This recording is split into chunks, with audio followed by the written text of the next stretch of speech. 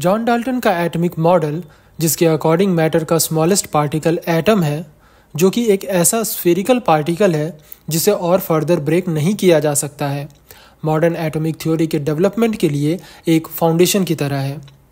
John Dalton के atomic model को हम प्रीवियस वीडियो में डिस्कस कर चुके हैं। आगे आने वाले कुछ वर्षों में फिजिक्स में कुछ ऐसे एक्सपेरिमेंट्स हुए जिनके रिजल्ट्स ने डाल्टन के मॉडल के बेसिक अजम्पशन को ही गलत साबित कर दिया। इसमें से एक है 1897 में जे थॉमसन द्वारा इलेक्ट्रॉन की डिस्कवरी, जिसे हम इस सीरीज़ के पिछले वीडियो में डिटेल में डिस्कशन कर चुके हैं। थॉमसन ने अपने एक्सपेरिमेंट के बेसिस पर एटम का एक नया मॉडल इंट्रोड्यूस किया। एटॉमिक फिजिक्स के इस वीडियो में हम थॉमसन के उसी एटॉमिक मॉडल को डिटेल में जानेंगे।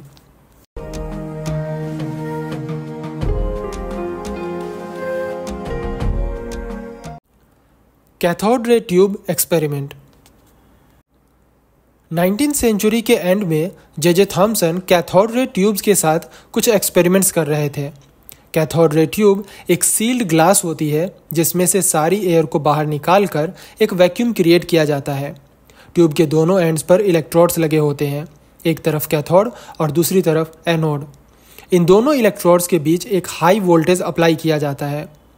बहुत हाई वोल्टेज पर पार्टिकल्स की बीम कैथोड से निकलकर एनोड की ओर फ्लो होने लगती है। इन एमिट्स हो रहे पार्टिकल्स की प्रॉपर्टीज को जानने के लिए थॉमसन ने ट्यूब के अराउंड दो ऑपोजिट इलेक्ट्रिक प्लेट रखे। उन्होंने ऑब्जर्व किया कि ऑपोजिट इलेक्ट्रिक प्लेट की प्रेजेंस में ये पार्टिकल्स नेगेटिव चार्ज प्लेट से दूर की ओर डिफ्लेक्ट होकर पॉजिटिवली चार्ज प्लेट की ओर ही डिफ्लेक्ट हो जा रहे हैं। यह तभी हो सकता है जब पार्टिकल्स खुद नेगेटिवली चार्ज्ड हो, क्योंकि हम जानते हैं कि चार्ज पार्टिकल हमेशा अपने से ऑपोजिट चार्ज की ओर ही अट्रैक्ट होता है। सो इस एक्सपेरिमेंट का कंक्लूजन यह था कि यह कैथोड से एमिट होने वाले पार्टिकल नेगेटिवली चार्ज्ड हैं। आगे चलकर थॉमसन ने इन नेगेटिवली चार्ज्ड पार्टिकल्स का मास कैलकुलेट किया तो उन्होंने पाया कि इनका मास हाइड्रोजन आयन के मास से 1800 टाइम्स कम है। लेकिन डाल्टन की थ्योरी के बेसिस पर उस समय तक यही माना जाता था कि एटम मैटर की सबसे स्मॉलेस्ट यूनिट है और हाइड्रोजन का एटम उन सब में सबसे छोटा है। ऐसे में एक नया पार्टिकल जिसका मास हाइड्रोजन से भी 1800 टाइम्स कम हो, यह तभी हो सकता है जब यह एटम के अंदर से निकल रहा हो। आगे चलकर इन पार्टिकल्स को इलेक्ट्रॉन नाम दिया गया। थॉमसन ने अपने एक्सपेरिमेंट के बेसिस पर एक नया एटॉमिक मॉडल इंट्रोड्यूस किया, जिसे उन्हीं के नाम पर थॉमसन एटॉमिक मॉडल कहते हैं। थॉमसन के एटॉमिक मॉडल के पोस्टुलेट्स।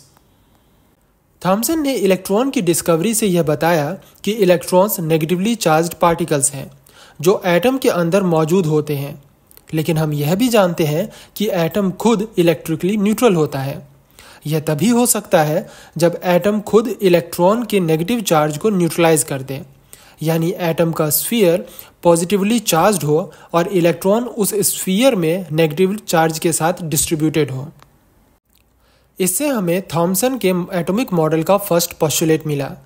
वो यह था कि एटम एक पॉजिटिवली चार्ज्ड स्फीयर होता है जिसमें इलेक्ट्रॉन्स डिस्ट्रीब्यूटेड होते हैं, ठीक वैसे ही जैसे वाटरमेलन में उसके सीड्स।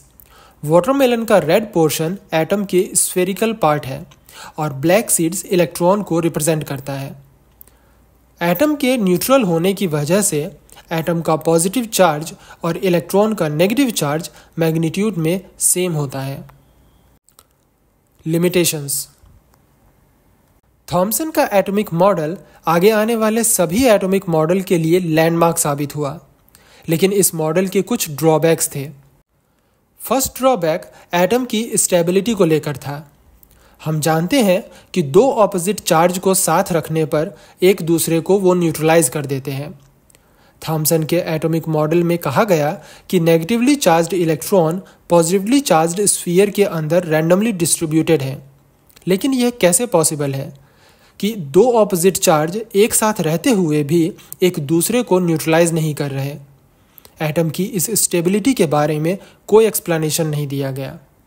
सेकेंड ड्रॉबैक एक एक्सपेरिमेंट के दौरान आया। रदरफोर्ड उसी दौरान गोल्ड फॉइल के साथ कुछ एक्सपेरिमेंट कर रहे थे।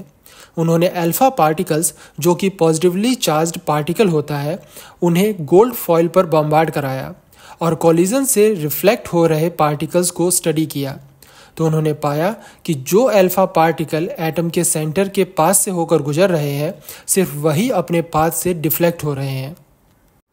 सेंटर से दूर से जाने पर अल्फा पार्टिकल का डिफ्लेक्शन कम होता जाता है, जबकि थॉमसन के मॉडल के अकॉर्डिंग तो पूरा एटम ही पॉजिटिवली चार्ज्ड है और उसके सेंटर में स्पेशल कुछ नहीं है जो पार्टिकल्स को डिफ्लेक्ट करे।